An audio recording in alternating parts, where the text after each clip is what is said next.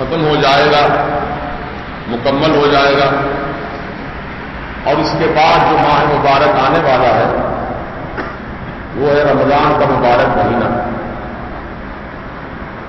اللہ کے پیارے حبیب صلی اللہ علیہ وسلم نے 3 مہینوں کی فضیلتیں اس طرح بیان فرمائیں: رجب شہر اللہ، رجب کا مہینہ جو اللہ کا ہے، شعبان شہری، اور آقا نے فرمایا شعبان میرا مہینہ ہے، اور رمضان شہر امتی، رمضان میری امت کا مہینہ ہے۔ تو گویا اللہ کا مہینہ، رسول کا مہینہ اور امت کا مہینہ، یہ 3 مہینے جو ایک ایک بات گزرے متواتر اللہ تعالیٰ ہم کو عطا فرما رہا ہے۔ تو یہ مہینے بڑے ہی بابرکت، بڑے ہی عظمت والے ہیں۔ دیکھیے جیسا سرکار غریب نواز رضی اللہ تعالیٰ عنہ کے تعلق سے اعلیٰ حضرت عظیم البرکت نے ارشاد فرمایا کہ حضور سیدنا خواجہ معین الدین حسن چشتی علیہ رحمت و رضوان کا جو آستانہ ہے، جو مزار پاک ہے، اور جو آپ کی درگاہ کا علاقہ ہے، اور درگاہ جس شہر اجمیر میں ہے، وہ پوری جگہ مقامات مقبولات میں شامل ہے۔ مقامات مقبولات کا مطلب یہ ہوتا ہے کہ وہاں پر جو بھی دعا اللہ تعالیٰ کی بارگاہ میں پیش کی جائے، اللہ تعالیٰ وہ مقامات کی وجہ سے، اس مقدس جگہ کی وجہ سے بندے کی دعا قبول کرتا ہے۔ اس طریقے سے جگہ، دن، رات، مہینہ کچھ ایسے مقبول ہیں اللہ کی بارگاہ میں کہ وہ دن آئے، جیسے جمعہ کا دن۔ یہ جمعہ کا دن بھی بڑا اہمیت والا اور عظمت والا دن ہے۔ آقا نے فرمایا سید الایام، یہ پورے دنوں کا سردار ہے جمعہ کا دن۔ تو آج کے دن اللہ تعالیٰ اپنے بندوں کی دعائیں جمعہ کی وجہ سے قبول کرتا ہے۔ جمعہ کا دن مبارک دن، یہ تو دعائیں ہمیشہ قبول ہوتی ہیں، لیکن آج اللہ تعالیٰ ہر ایک کی دعا، چاہے وہ گناہگار ہو، نیکوکار ہو، متقی ہو، پرہیزگار ہو، سیاہ شیار ہو، کوئی ہو، آج کے دن اللہ کی بارگاہ میں سر جھکا کر جو دعا مانگتا ہے، اللہ پاک اس کی دعا ضرور قبول فرماتا ہے، کیونکہ آج کا دن جو ہے وہ جمعہ کا دن ہے۔ اسی لیے صلاح الدین ایوبی رحمت اللہ علیہ جو اسلامی سپہ سالار گزرے ہیں، وہ جمعے کے دن ہی جنگ کا آغاز کرتے تھے۔ جمعے کے دن ہماری عقل میں بات نہیں آئی، جمعے کے دن تو نماز پڑھنا چاہیے، جنگ کرنے کا کیا مطلب؟ تو نماز تو ان کی ہوتی تھی، ظہر کی نماز پڑھتے تھے، حالت اکبر میں ہوتے تھے۔ تو ان سے پوچھا گیا کہ آپ جمعہ کے دن ہی جنگ کیوں کرتے ہیں، آغاز اسی دن کیوں کرتے جنگ کا؟ تو صلاح الدین ایوبی رحمت اللہ علیہ فرماتے ہیں کیونکہ جمعہ کا دن مقبول دن ہے اللہ کی بارگاہ میں، اور آج کے دن مسلمان نماز پڑھ کے جو دعا مانگتے ہیں، یا اللہ ہماری اسلامی فوج میدان جنگ میں ان کو کامیابی عطا فرما، تو اللہ تعالیٰ ان کی وجہ سے ہم کو کامیابی عطا فرماتا آج کے دن۔ تو جمعہ کا دن بھی بڑا فضیلت والا ہے۔ راتیں، ابھی رات گزری شب برات، اس رات میں ہی مغفرت، نجات، بندوں کی بخشش تو اللہ کبھی بھی کر سکتا، لیکن وہ رات میں جو بندہ بخشش کے لیے ہاتھ اٹھائے، اللہ اس کے ہاتھوں کو رد نہیں کرتا۔ جب تیری معافی نہیں ہے، ہاں اللہ تعالیٰ بڑا کریم ہے، وہ چاہتا ہے کہ میں کسی ہیلا بہانہ اپنے بندے کو نواز دوں۔ تو کچھ راتیں ایسی ہیں ان راتوں کی وجہ سے دعائیں قبول، کچھ دن ہے جن کی وجہ سے دعا قبول، اور رمضان کا مبارک مہینہ پورا مہینہ، سبحان اللہ، ایک دن کی بات نہیں ہے، یہ پورے 30 دن یا 29 دن، پورا مہینہ رمضان کا دعاؤں کی قبولیت کا مہینہ ہے۔ جو دعا مانگو اپنے رب سے، اللہ تعالیٰ کے انعامات ایسے عظیم الشان ہیں کہ بندہ جتنا مانگتا جائے اللہ اس کو عطا فرماتا بھی جاتا ہے۔ یہ مہینہ آنے والا ہے، اس مہینے کا تو بے چینی سے انتظار کرنا چاہیے ہم کو کہ ایسا مہینہ پھر سال کے بعد آئے گا۔ اللہ تعالیٰ ہم کو عطا فرما رہا ہے، دعا کرو کہ اللہ پاک رمضان کا مہینہ ہم سب کو نصیب فرمائے۔ تو محترم سامعین، تو رمضان کا مہینہ پورا مہینہ، اس کا ہر دن، اس کی ہر رات مقبول ہے اللہ کی بارگاہ، ہے نا؟ تو اللہ تعالیٰ کی بارگاہ میں بندہ جو بھی عمل کر کے اللہ کی بارگاہ میں عرض کرتا ہے مولا یہ میرا عمل قبول فرما دے، نجات کا ذریعہ بنا دے، میری بخشش فرما دے، میرے ماں باپ کی بخشش فرما دے، تو جو جو مانگے گا بندہ، اللہ پاک کا وعدہ ہے کہ رمضان کے مہینے میں اس کی دعا میں رد نہیں کروں گا، ہے؟ اس لیے سرکار مدینہ صلی اللہ تعالی علیہ وسلم سحری میں دعا فرماتے تھے، سحری کھاتے کھاتے دعا، افطار سے پہلے دعا، کیونکہ میرے آقا فرماتے ہیں کہ افطار کے وقت جو دعا مانگی جاتی ہے وہ دعا ضرور اللہ کی بارگاہ میں مقبول ہوتی ہے۔ ایک طرف چونکہ افطار کا وقت ہوتا ہے، بندے کے سامنے کھانے پینے کا سامان رکھا ہے، لیکن بندہ کھانے پینے میں دل نہیں لگایا ہے، دعا میں دل لگایا، اللہ کی طرف متوجہ ہو گیا، تو اللہ پاک یہی کو دیکھتا ہے بندوں کی ادائیں، میرے بندے کے سامنے یہ چیزیں رکھی ہیں نعمتیں، بندہ اس کو نہیں بھول رہا ہے، میری رحمت کو بھول رہا ہے، میری بارگاہ کو رجوع ہو گیا اور میری رحمت کا سوال کر رہا ہے، تو اللہ تبارک و تعالی اپنے بندوں کی انہی اداؤں کو پسند فرماتا ہے۔ وہ مبارک دنوں کی برکت سے، مبارک مہینے کی برکت سے اللہ پاک اپنے بندوں کو نوازتا جاتا ہے۔ تو عزیزان محترم، تو اب ہمیں چاہیے کہ اس مہینے کا ہم استقبال کریں، ویلکم، خوش آمدید، کیونکہ ایسا مہینہ پھر کہاں ملتا ہے، 11 مہینے بھی نہیں ہے ایسے جو رمضان کا مہینہ، اللہ تعالیٰ کا انعام ہے، یہ اللہ تعالیٰ کا مہمان ہے مہینہ، ہاں مہمان ہے، اللہ کا مہمان ہے، تو مہمان گھر پہ آیا تو عزت کرنا نہیں اس کی، بولیے، مہمان کی تم جتنی عزت کرو گے تمہاری عزت بڑھ جائے گی، کہ اللہ کا مہینہ مبارک رمضان کا، یہ اللہ تعالیٰ کی طرف سے مہمان بن کے آ رہا ہمارے پاس، اللہ کا مہمان ہے، تو اس اللہ کے مہمان کی تم قدر کرو، سب سے پہلی قدر تو یہ ہے کہ روزہ رکھو، نمازیں ادا کرو، سحری کھاؤ، افطار کرو، اور اللہ طاقت دیا، اللہ نے تم کو صلاحیت دیا، تو ایک اللہ کے بندوں کو جو محتاج ہیں، جن کے پاس کھانے کے لیے کچھ نہیں ہے، ان کے گھر سحری کا سامان پہنچا دو، ان کے گھر افطار کا سامان پہنچا دو، معلوم ہے آپ کو کتنا ثواب ہے اس کا، اللہ میرے آقا فرماتے ہیں کسی روزہ دار کو کسی نے ایک پانی کا گھونٹ ہی پلا دیا، پانی کا گھونٹ، تو اللہ تعالیٰ اس پانی کے گھونٹ پلانے والے کو اتنا ہی ثواب دے گا جتنا ثواب روزے دار کو عطا کیا۔ اس لیے وہ مہینہ بڑا ہی قدر و قیمت والا مہینہ ہے، خوب نیکیاں جمع کرو، جہاں تک ہو سکے پکڑ کر روزے داروں کو افطار کراؤ۔ میں نے دیکھا الحمدللہ مدینے پاک میں، سبحان اللہ، وہاں کی ہر نیکی 50,000 نیکیوں کے برابر، مدینے شریف میں، اور مکے میں 1 لاکھ۔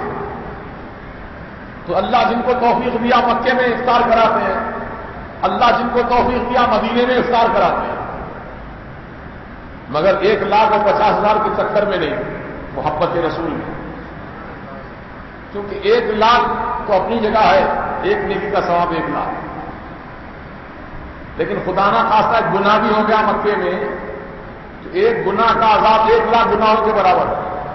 اللہ اکبر، جلالی جگہ ہے وہ، ہاں ثواب بھی اتنا ہی بڑا ہے اور ایک گناہ کا عذاب بھی اتنا ہی بڑا ہے، ایک گناہ کا عذاب 1 لاکھ گناہوں کے برابر، ایک نیکی کا ثواب 1 لاکھ نیکیوں کے برابر۔ لیکن یہ مدینے کی بہار دیکھو، یہ رحمت والے آقا کا صدقہ دیکھو، سبحان اللہ. یہاں پر ایک نیکی کا ثواب 50,000. ایک نیکی کرو 50,000 کا ثواب پالو. اگر خدا نہ خواستہ کسی سے گناہ ہو گیا تو ایک گناہ کا عذاب 50,000 نہیں بلکہ ایک گناہ کا عذاب ایک ہی گناہ. یہ رحمت والے آقا کی رحمت کا صدقہ ہے. تو یہ سب سرکار دو عالم علیہ السلام کی وجہ سے اللہ جو شہر میں فضیلتیں دی ہیں. تو اللہ تعالیٰ کا کرم ہے کہ وہاں میں دیکھا ہوں رمضان شریف کے مبارک مہینے میں مسجد کے دروازے کے پاس چھوٹے چھوٹے بچے مدینے کے بچے بڑی محبت کے ساتھ بطانت کے ساتھ عاجزی انکساری کے ساتھ ہاتھ پکڑ لیتے ہیں. ہاتھ پکڑ کے کہتے ہیں یا اللہ تعالی حاجی ہمارے دسترخوان میں تشریف لائی آپ یہاں روزہ افطار کرتے ہیں. پکڑ کے کھینچتے ہیں ایک ہاتھ. اللہ کیسی محبت ہے. ہمیں بھی چاہیے کہ اس مہینے کی قدر کریں.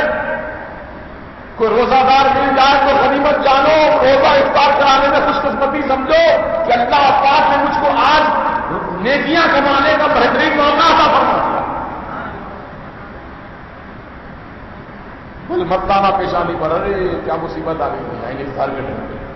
نہیں, افطار کے ٹائم کو آ گیا مہمان خوش دلی سے استقبال کرو, بٹھاؤ اس کو محبت کے ساتھ گناؤ. روزہ دار ہے وہ روزہ افطار کراؤ, انشاءاللہ آپ کو بھی اتنا ہی ثواب ملے گا جتنا روزے دار کو اللہ عطا فرمائے. اس لیے میرے سرکار سید عالم علیہ الصلوۃ والتسلیم کی ہر ادا خدا کی قسم میرا بھی.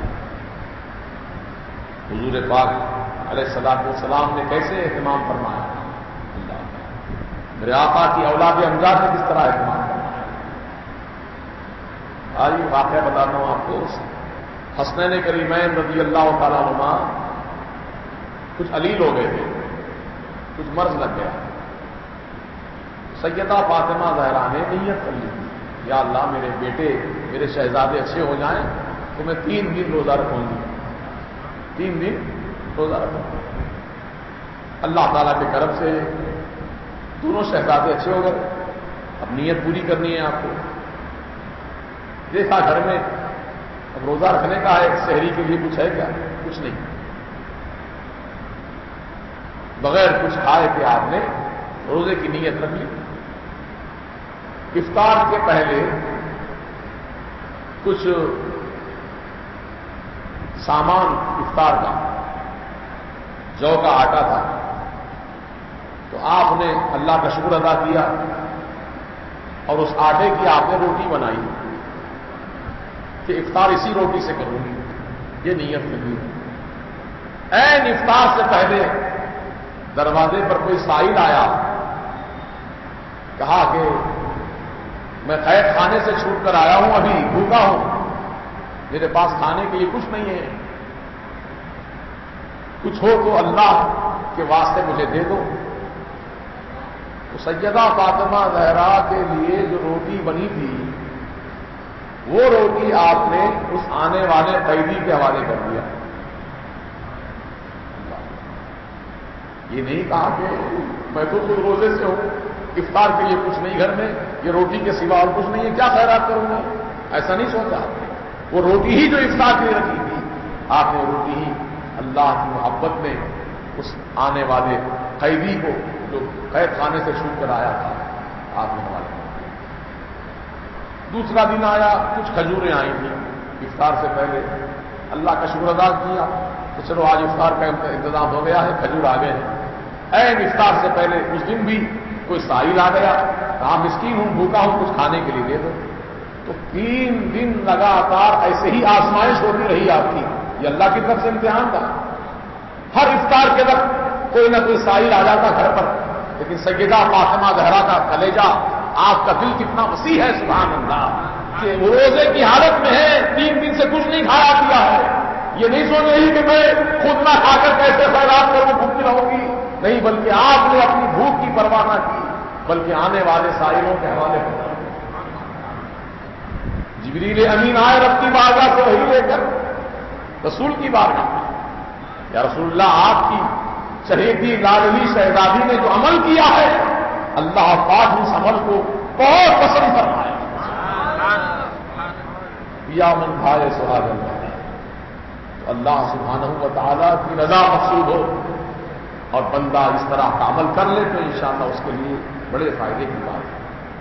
کہنے کا مطلب یہ کہ مسلمانوں رمضان کا مہینے میں عموماً زیادہ اہتمام کرو، روزے داروں کی خدمت کا اہتمام کرو، افطار کا انتظام کرو، سحری کا انتظام کرو، انشاءاللہ جو اللہ طاقت دیا کرو آپ. اور اس کی بڑی برکتیں ہیں. یہ مت سمجھنا کنگال ہو جائیں گے ہم خود بھکاری ہو جائیں گے، گھر میں ہمارے بچوں کو کھانا نہیں. اللہ تعالیٰ کا وعدہ ہے میری محبت میں جو ایک خرچ کیا ایک کے بدلے 700 دوں گا، ایک کے بدلے 700 ہے. یہ اللہ کا وعدہ ہے قرآن پاک میں.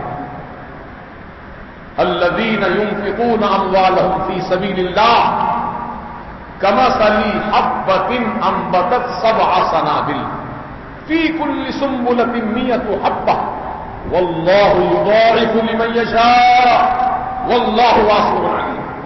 یہ قرآن شریف کی آیت ہے. اللہ پاک فرماتا ہے اس میں کہ مثال ان لوگوں کی جو اپنا مال اللہ کی راہ میں خرچ کرتے ہیں. الذین ينفقون اموالهم فی سبیل اللہ، فی سبیل اللہ جو اپنا مال اللہ کی راہ میں خرچ کرتے ہیں ان کی مثال ایسی ہی ہے جیسے کوئی کسان ایک دانہ گیہوں کا زمین میں بو دیا، ایک دانہ بویا.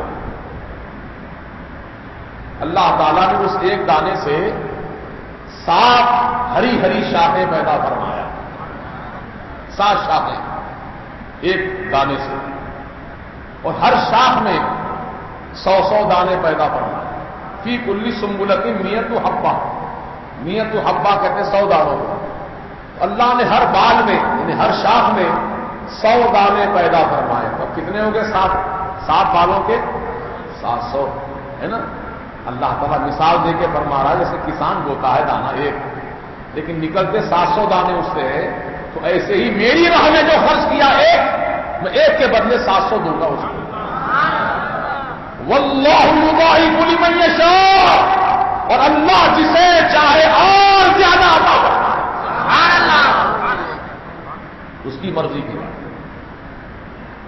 کوئی حد اتنا تو ضرور ملے گا، ایک کے بدلے 700 ملے گا، لیکن اللہ پاک کی محبت میں جو اخلاص نیت کے ساتھ بے دریغ خرچ کرتے ہیں، نہ آگے دیکھتے ہیں نہ پیچھے دیکھتے ہیں، بس اللہ کا نام سنا فوراً خرچ کر دیا محبت میں اللہ کی. ابھی ہمارے حامد بھائی نے کہا مجھ کو سنایا مسجد میں آ کے، کہا حضرت ایک آپ کا مرید ہے بچہ، نوجوان بچہ، جاگنے کی رات نہیں، شاید اس سے پہلے،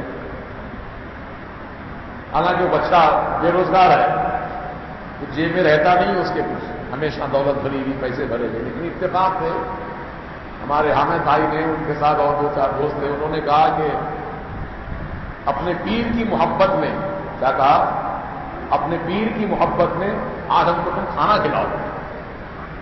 وہ نوجوان نے سنا میرے پیر کی محبت کی بات آئی ہے، تو جیب میں صرف 200 روپے تھے، دوڑ کر گیا بارش میں بچہ، کھانا لے کر ہوٹل سے آیا اور سب کو بٹھا کر کھلایا. تو حامد بھائی ابھی مجھ کو واقعہ سنا ہے، واقعی پیر کی محبت سچی ہے اس کے لیے. پیر کی محبت سچی ہے. یہ نہیں دیکھا 200 روپے میرے پاس ہیں، کل کے دن کیا خرچہ کروں گا، میرا فلاں کام ہے فلاں کام ہے. نہیں، پیر کی محبت کی جب بات آئی تو بے جگہ خرچ کر دیا. اور یہی تو انداز ہوتے ہیں اپنانے کے، یہی تو انداز ہوتے ہیں پانے کے. ہم کہتے ہیں اللہ رسول سے جب محبت کیوں کرتا ہے، اس محبت کے صدقے ہماری دعا قبول کرنا. تو اللہ اللہ سے نہیں دیکھتا مانگنے والا کون ہے، بلکہ یہ دیکھتا ہے کس کا واسطہ دے کر مانگ رہا ہے. یہ اللہ تعالیٰ دیتا ہے، ضرور دیتا ہے، مانگنے کا ڈھنگ چاہیے. تو رمضان کا مہینہ خوب حاصل کرنے کا مہینہ ہے، جو حاصل کرنا ہے.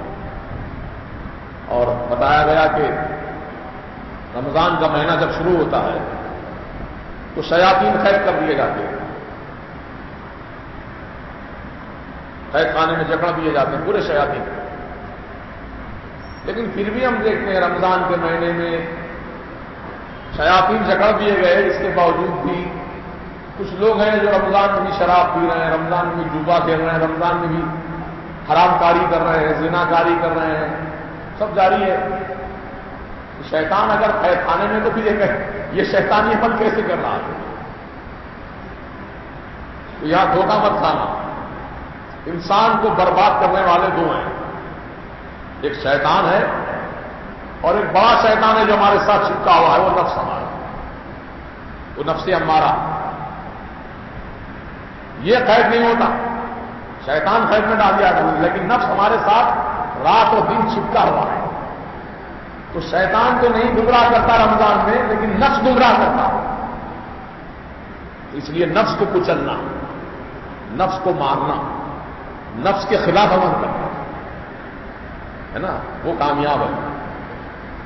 تو نفس انسان کو گمراہی کی طرف لے جاتا ہے. اس لیے سرکار نے فرمایا، حدیث پاک ہے، آداؤ ادوفی کا نفس کلتی بین جنبیک. اے انسان، تیرا سب سے بڑا دشمن آداؤ ادوفی کا، تیرے دشمنوں میں سب سے بڑا دشمن جو ہے وہ کون ہے؟ تیرا وہ نفس ہے جو تیرے دونوں پہلوؤں کے درمیان ہے. پہلو کس کو بولتے ہیں؟ یہ دونوں ہاتھ پہلو ہیں، یہ دونوں پاؤں پہلو ہیں. یہ بیچ میں جو ہے نفس انسان کا، یہ دونوں پہلوؤں کے بیچ میں ہے. تو وہ نفس ہے جو انسان کا سب سے بڑا دشمن ہے. اور میرے آقا فرماتے ہیں کہ انسان کا سب سے بڑا دشمن اس کے ساتھ ہمیشہ لگا ہوا ہے. اس لیے یہ نفس امارہ ہی تو ہے انسان کو جو برباد کرتا ہے. تو رمضان کا مہینہ بھی آئے تو شراب پینے والا شراب پی رہا، جگا کھیلنے والا جگا کھیل رہا، سٹا کھیلنے والا سٹا کھیل رہا ہے. تو آپ حضور کی بات کو غلط میں ٹھہرانا کریں. حضور نے تو فرمایا شیطان تو قید خانے میں ہوتے، پھر یہ شیطانی کام کیوں ہو رہے ہیں؟ وہ قید خانے والا شیطان تو نہیں کرا رہا کچھ کام آپ سے غلط کام اس مہینے میں، لیکن جو نفس شیطان آپ کے ساتھ لگا ہوا ہے وہ نفس آپ کو بہکا رہا ہے. تو اس کو کچلنا ہے. بولیے انشاءاللہ کچلنا ہے اس کو.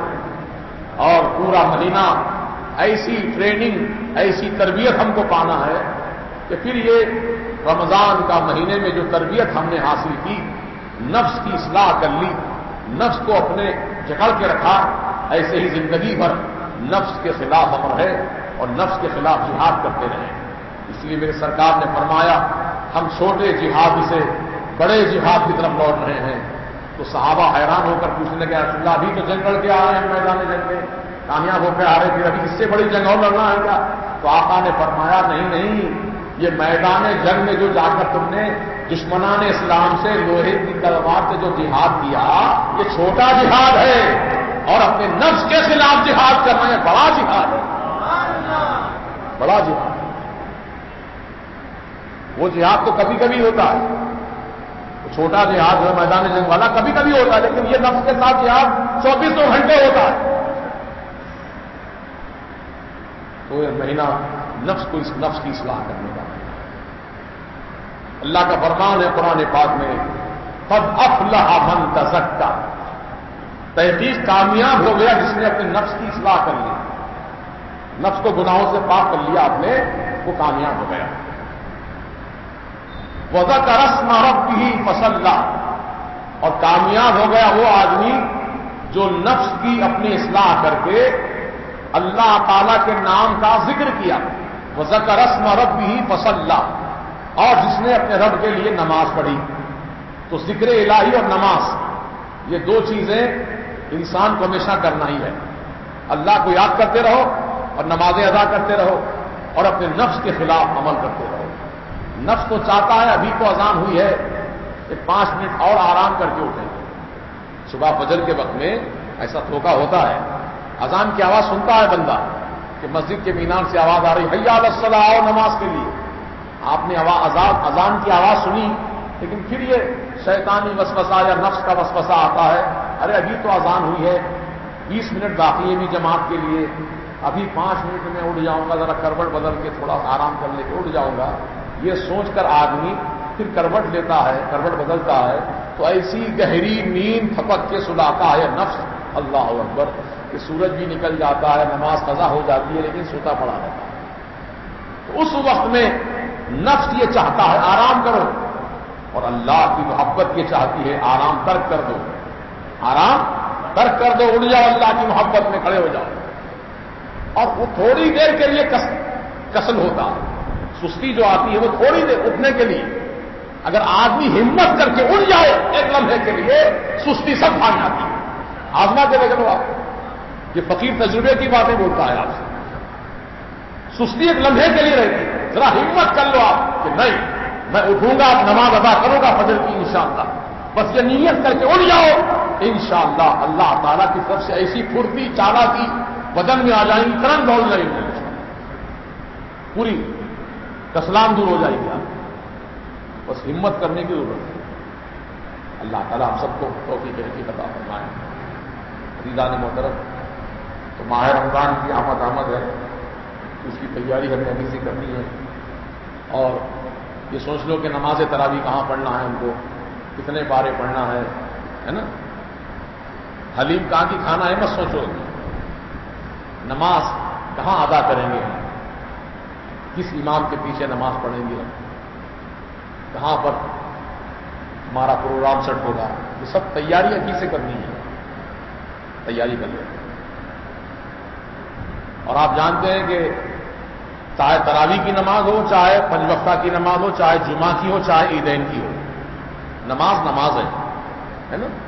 تراویح کی نماز بھی نماز ہے پنج وقتہ کی نمازیں بھی نماز ہے جمعہ کی نماز بھی نماز ہے عیدین کی نماز بھی نماز ہے. یہ پوری نمازیں ہماری چاہے تراویح ہو چاہے وہ پنج وقتہ کی ہو یا جمعہ کی ہو سنی امام کے پیچھے پڑھیں. اس کے پیچھے پڑھیں گے. عام طور سے لوگ جو ہے پنج وقتہ کی نماز میں تو اہتمام کر لیتے ہیں سنی امام کے پیچھے پڑھ لیتے ہیں لیکن تراویح میں یہ سب خیال نہیں کرتے. تراویح قرآن پڑھا جا رہا ہے اس میں. ہاں قرآن ہی تو پڑھا جا رہا ہے. میں کب کہہ رہا ہوں قرآن نہیں پڑھا جا رہا. قرآن ہی پڑھا جا رہا ہے لیکن قرآن ایسے کے منہ سے سنو جو سنی صحیح نقیلہ ہو. وہ بھی نماز ہے. وہ نماز نہیں ہے کیا؟ وہ بھی نماز ہے. جیسے یہ نماز کی اہمیت ہے وہ بھی نماز کی ایسی اہمیت ہے. ارے بچے نے فون کیا مجھ کو کہا حضرت کچھ لوگ بول رہے ہیں کہ تراویح کسی کے پیچھے بھی پڑھ سکتے. کسی کے پیچھے کیسا پڑھ سکتے؟ اگر کسی کے پیچھے بھی نماز پڑھنا جائز ہوتا سوچیے ذرا کسی کے پیچھے بھی نماز پڑھ لینا جائز ہوتا تو امام حسین رضی اللہ تعالیٰ عنہ کربلا میں یزیدیوں کے پیچھے نماز کیوں نہیں پڑھے؟ یہ ایک جواب یاد رکھو ہمیشہ بھولنا نہیں اس کو. ہم امام حسین کے فالوور ہیں یزید کے نہیں.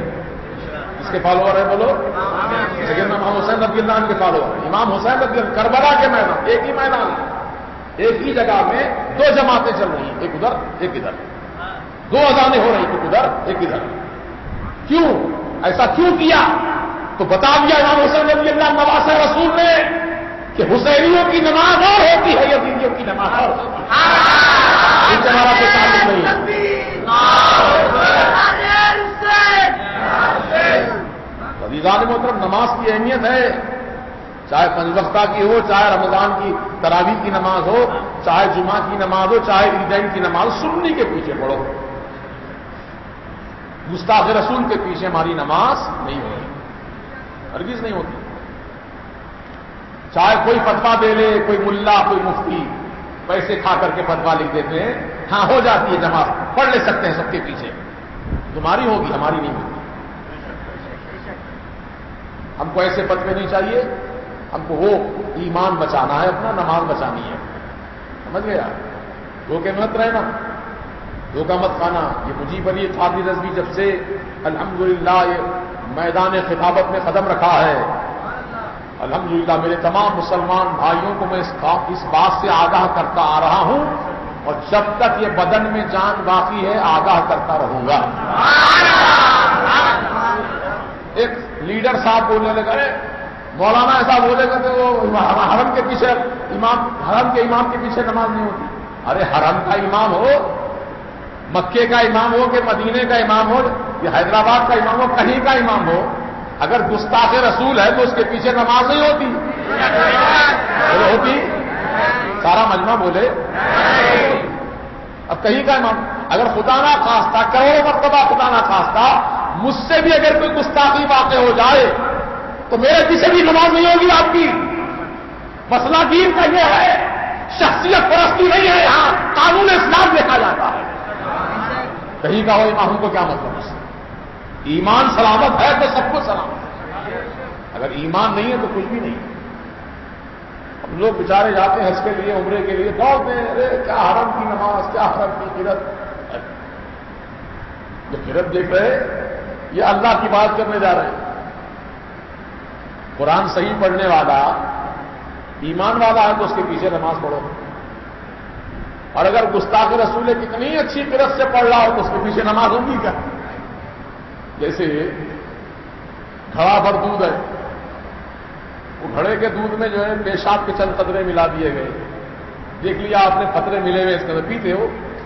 بولو جی پیتے. مر جائیں گے لیکن نہیں پیے گا. ارے ناپاک چیز میں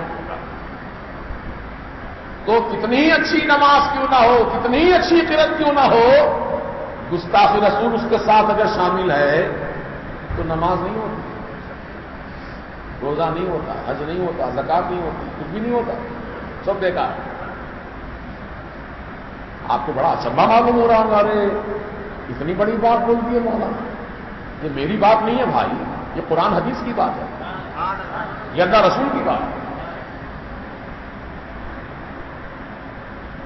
اللہ سبحانہ و تعالی ہم سب کو توفیق رفیق عطا فرمائے.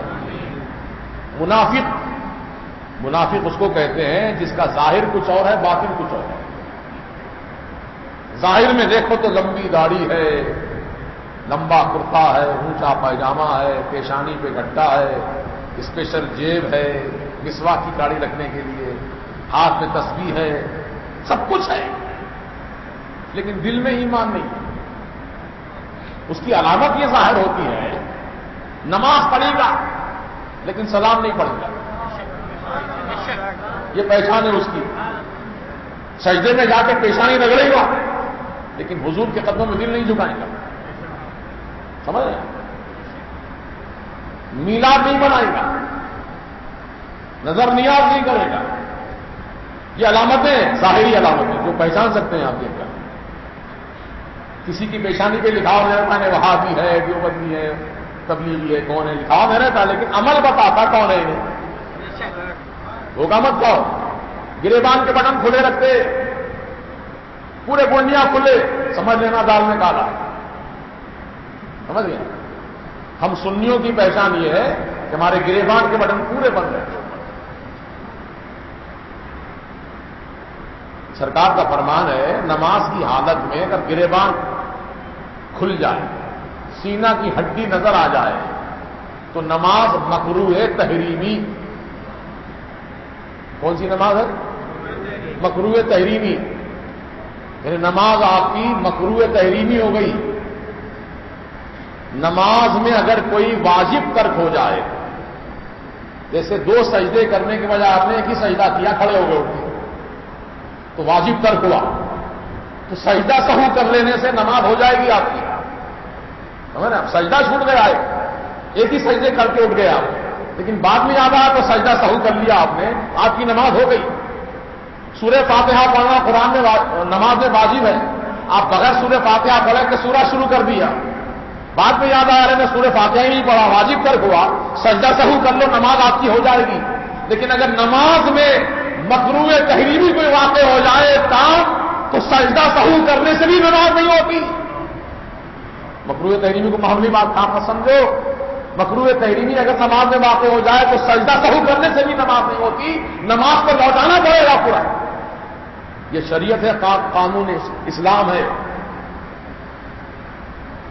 لہذا پابندی کرو، گریبان کے بٹن پورے بند رکھو. میں 1000 مرتبہ الحمدللہ آپ کے سامنے مسئلہ رکھا ہوں، اللہ توفیق دے ہم کو عمل کرنے کی. آستین مت چڑھاؤ، پیسے مت موڑو، سمجھ گئے. اور یہ تمام چیزوں کی پابندی کیجیے.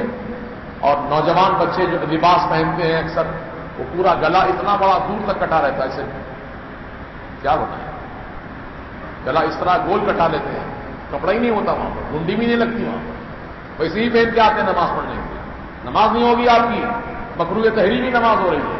اس لیے نماز کو آپ اچھے طریقے سے ادا کیجیے میرے بھائیوں، تاکہ نماز اللہ رسول کی بارگاہ میں سرکار کے صدقے میں قبول ہو جائے اور اللہ تعالیٰ اس کا بہترین صلہ آپ کو اجر دونوں جہاں میں عطا فرمائے. پیسے نہیں چڑھانا ہے اوپر سے بھی نہیں موڑنا، نیچے سے بھی نہیں موڑنا.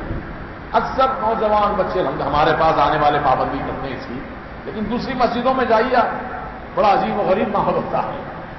مسجدوں میں نوجوان بچے پتلون پہنتے ہیں، جینس پینٹ وغیرہ وغیرہ، وہ اتنے لمبے لمبے پینچے ہوتے ہیں، ٹخنی کی ہڈی چھپی رہتی ہے. اب مسجد میں آتے ہی کیا کرتے ہیں؟ سب سے پہلے پاؤں اٹھاتے ہیں، جبکہ وہاں سر جھکانا ہے خدا کی بارگاہ میں. بندہ آ کے پاؤں اٹھانا، غلط بات ہے. اور اٹھا کیوں رہا ہے؟ پیسے موڑنے کے لیے، وہ بھی دوسرا غلط کام. پاؤں اٹھایا پہلا غلط کام، پیسے موڑا دوسرا غلط کام. دو غلط کام ہو گئے اس سے. مسجد میں آتے ہی 2 گنا، جبکہ ثواب کمانے آیا تھا بندہ.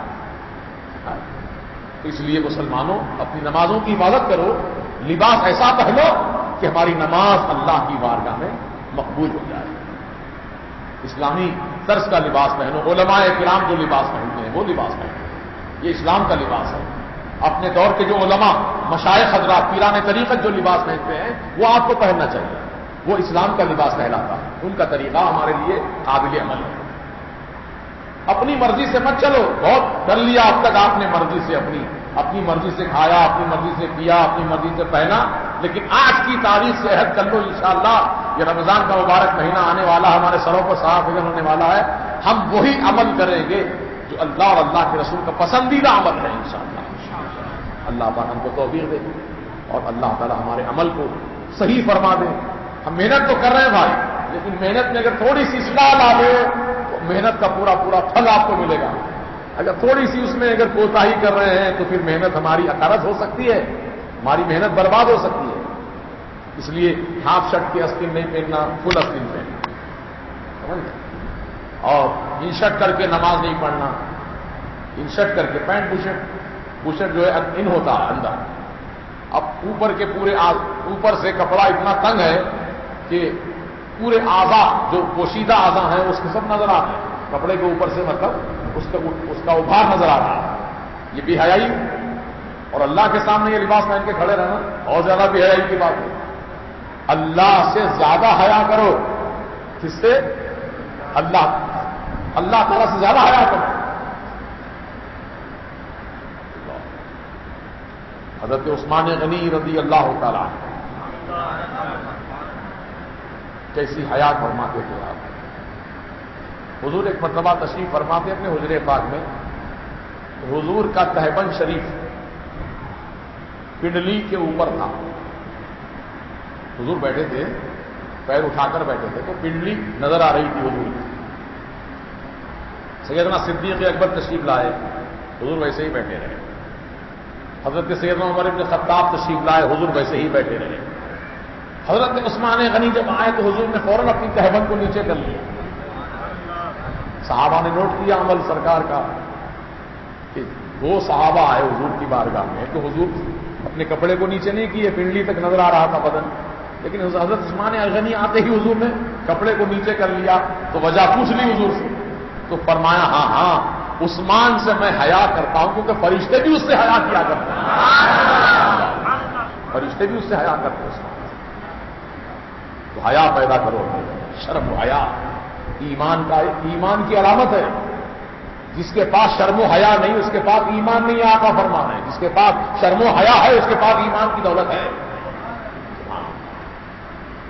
یہ تمام بنیادی باتیں جو آج آپ کی خدمت میں رکھی گئی ہیں، میں امید رکھتا ہوں کہ انشاءاللہ ہم تمام مسلمان بھائی اس پر عمل کریں گے انشاءاللہ اور ہماری نمازوں کو ہم صحیح کریں گے اللہ کی بارگاہ میں تاکہ مقبول ہو سکیں اور اللہ تعالیٰ اس کا بہترین صدا ہم کو دونوں جہاں میں عطا فرمائے. اور ایک گزارش آپ سے کرنی تھی وہ یہ ہے کہ آج 18 شعبان ہے اور آج ہی کے دن میری لڑکی کا انتقال ہوا تھا جس کی مزار اسی قبرستان میں مسجد سے متصل قبرستان میں ہے. تو آج چونکہ انتقال کا دن ہے، برسی اس کو کہتے ہیں اپنی زبان میں، تو انشاءاللہ سنت و نوافل کے بعد ایک تھوڑی دیر 5 منٹ زیادہ نہیں آپ لوگ تشریف رکھیے. فاتحہ خوانی ہوگی، پھر اس کے بعد صلاۃ و سلام پڑھا جائے گا، پھر جو تبرک پیش کیا جائے گا اسے آپ لیتے جائیے. تو آپ سے گزارش ہے کہ تھوڑی دیر کے لیے آپ قربانی دیجیے اور مغفرت کی دعا فرما دیجیے. اس کے لیے اللہ تعالیٰ اس کے تمام صغیرہ کبیرہ گناہوں کو معاف فرما دے اور تمام مسلمان جو انتقال کیے اللہ تعالیٰ ان سب کے گناہوں کو معاف فرما دے. آمین بجاہ سیدنا المرسلین یا رب العالمین والحمد للہ رب العالمین.